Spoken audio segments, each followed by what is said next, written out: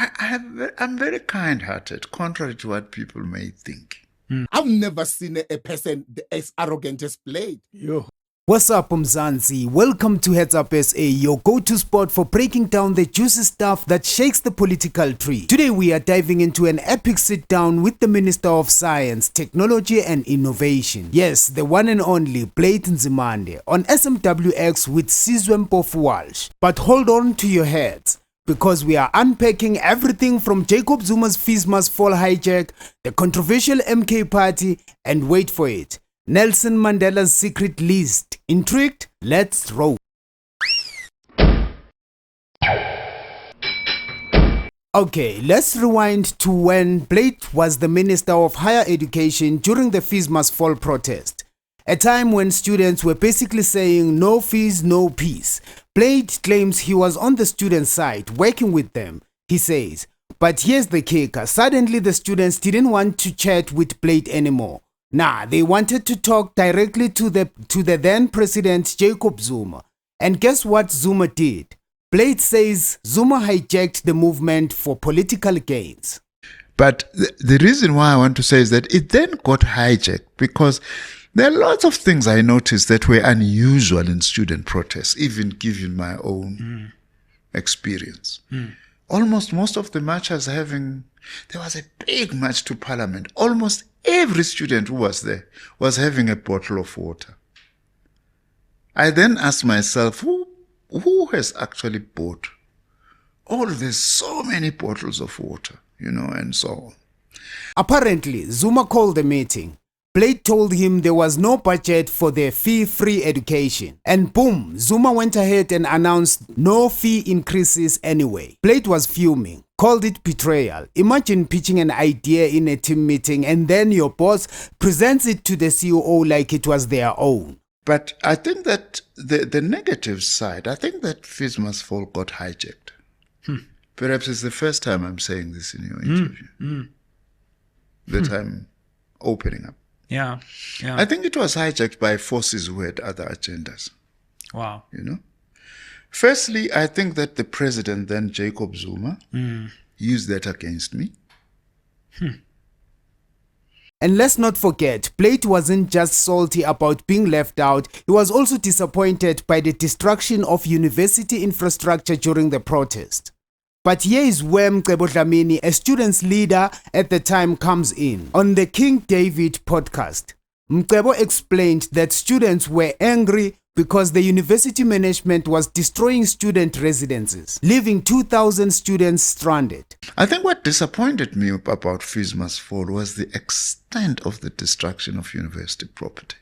We had a situation where the university was demolishing a res for parking.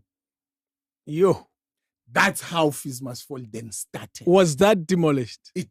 After we had left. Okay. Because they were demolishing a PKV2 in Parktown for a parking for business school. And that res had just been renovated. And it was housing 2,000 people. You demolish it for parking. Then we went crazy. Where Engs he sympathized. But Mcebo is like, nah, Blade was arrogant. Who's telling the truth? Let us know in the comments. Okay. They thought it's going to subside. Yeah. And they ignored it. And then they realized that, no, this thing is serious.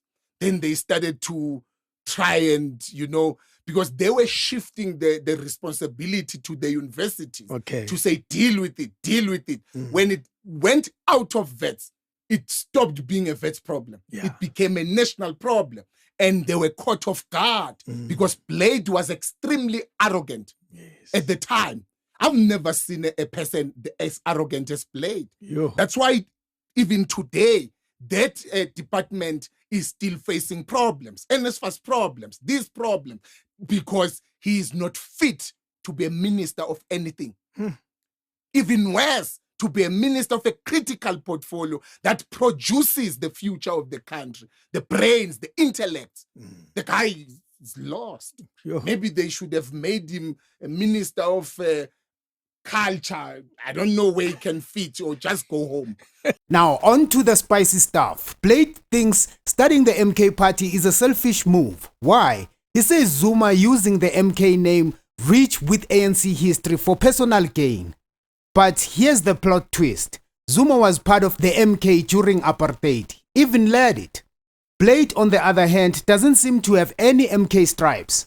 So who's got more right to the name? Drop your thoughts below, but personally, I think Blade's beef might just be sour grapes. Look, Sizwe, we're a democracy. You have a right to join any political party.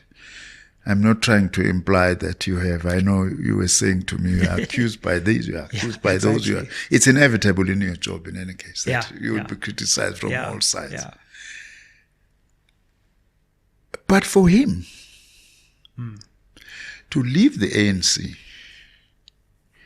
and form a political party and use that name, that's a sacred name that in the history of our movement, in the history of our people.